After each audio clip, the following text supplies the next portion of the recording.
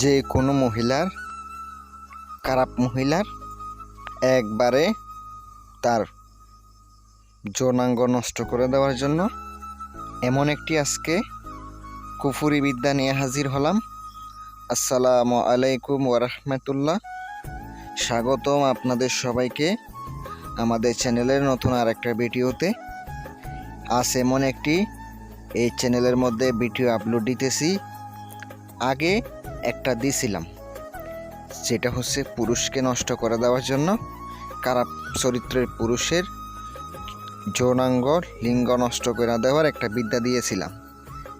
ওখানে অনেকে আবার কমেন্ট করছেন, ভাই ছেলেদেরকে দিছেন, মেয়েরাও তা খারাপ আছে। হ্যাঁ, ছেলে মেয়ে দুইটাই খারাপ থাকে।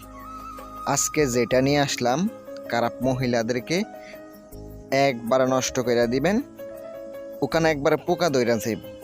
কথাটা খারাপ হইলেও বাস্তব। কি কাজ করবেন, সাথে সাথে কাজ হইব। যারা প্রয়োজনে ব্যক্তিগত কাজের জন্য আপনারা আমার সাথে যোগাযোগ করতে চান, 100% গ্যারান্টি দিয়ে একটা কাজও মিস হবে না, এমনভাবে কাজ করে দেব। যদি ভালো লাগে ফোন করবেন, নাম্বার দেওয়া আছে। গ্যারান্টি সহকারে কাজ করে দিয়ে থাকি। ভাই অনেকে আমাকে বলেন, ভাই আপনি কুফুরি জিনিস শিক্ষা দেন কেন, ইউটিউবে দেন কেন?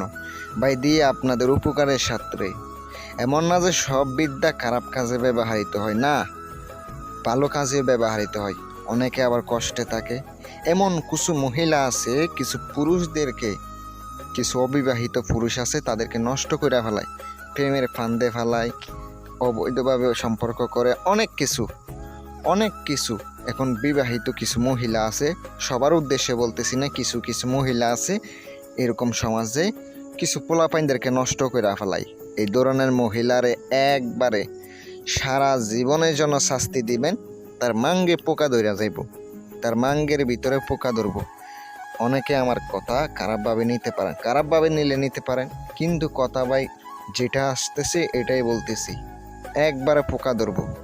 কিন্তু ওই মহিলা আর সুস্থ হবে না, আর ওই চাহিদাটা থাকবে না, তার মাঙ্গের ভিতরে একবার পোকা ধরবে। কিন্তু খারাপ কাজে যদি আপনি ব্যবহার করেন, কাজ করব না। যদি সে সত্যিকারের খারাপ মহিলা হয়ে থাকে, সে পুরুষদেরকে নষ্ট করে থাকে, ওই ব্যক্তির, ওই মেয়ের একবার নষ্ট হয়ে যাবে, খোদার কসম গ্যারান্টি দিলাম। যারা এই ধরনের কাজ আমার কাছ থেকে করিয়ে নিতে চান, যোগাযোগ করবেন। ভাই উল্টা পাল্টা কাজ করবেন, দেখবেন আপনি নিজে করতে গিয়ে, মহিলারা নষ্ট করতে গিয়ে আপনার নিজেরটা নষ্ট হয়ে যাইতে পারে। তখন আমি দায়ী থাকবো না।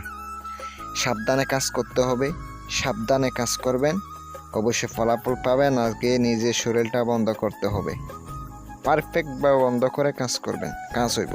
কাজ কারে কই আপনি দেখতে পাইবেন, কাজ কারে কই আপনি দেখতে পাবেন, আমি গ্যারান্টি দিয়ে বলতে পারি।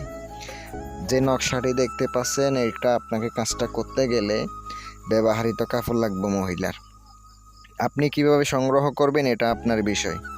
ব্যবহৃত কাপড়ের উপরে নকশাটা লিখিত হবে, লিখার পরে আপনাকে একটা জিনিস সংগ্রহ করতে হবে, যেটা হচ্ছে আপনার কাঁকড়া। ওই কাঁকড়া সংগ্রহ করবেন, আপনার জিন্দা হোক, যেভাবে হোক, আপনি যে কোনোভাবে কাঁকড়াটা সংগ্রহ করে নিয়ে আসবেন। ওই কাঁকড়ার ভিতরে ঢোকাইয়া দিবেন। ঢোকানোর পরে আপনি একটু সিঁদুর দিয়ে দিবেন, নকশাটা প্রাণ প্রতিষ্ঠা করে নেবেন। মহিলার নাম, মায়ের নাম নকশার নিচে লিখে নেবেন। লিখে নেওয়ার পরে নকশাটি সুন্দর করে আপনি কাঁকড়ার ভিতরে ঢুকিয়ে দিয়ে, যেখানে পচা দুর্গন্ধ, ডাস্টবিন, যেখানে ময়লা ফেলানো হয়, একবার ময়লা ফেলানো হয়, দুর্গন্ধ, ওখানে লোক যায় না, ওখানে আপনি সুন্দর করে পুঁতা দিয়ে আসা পড়বেন। খোদার কসম ওই মহিলার যৌনাঙ্গের ভিতরে, মাঙ্গের ভিতরে পোকা ধরবো। যদি সঠিকভাবে করতে পারেন, ভাই আসন দিয়ে কাজ করতে হইব। আসন বন্ধ করবেন, আসন জাগ্রত করবেন, কাজ করবেন, কাজ হইব। পিছনে না তাকিয়ে সূর্য চলে আসবেন, পিছনে তাকাবেন না। যখন পুইটা ইচ্ছা পড়বেন, পিছনে তাকাবেন না।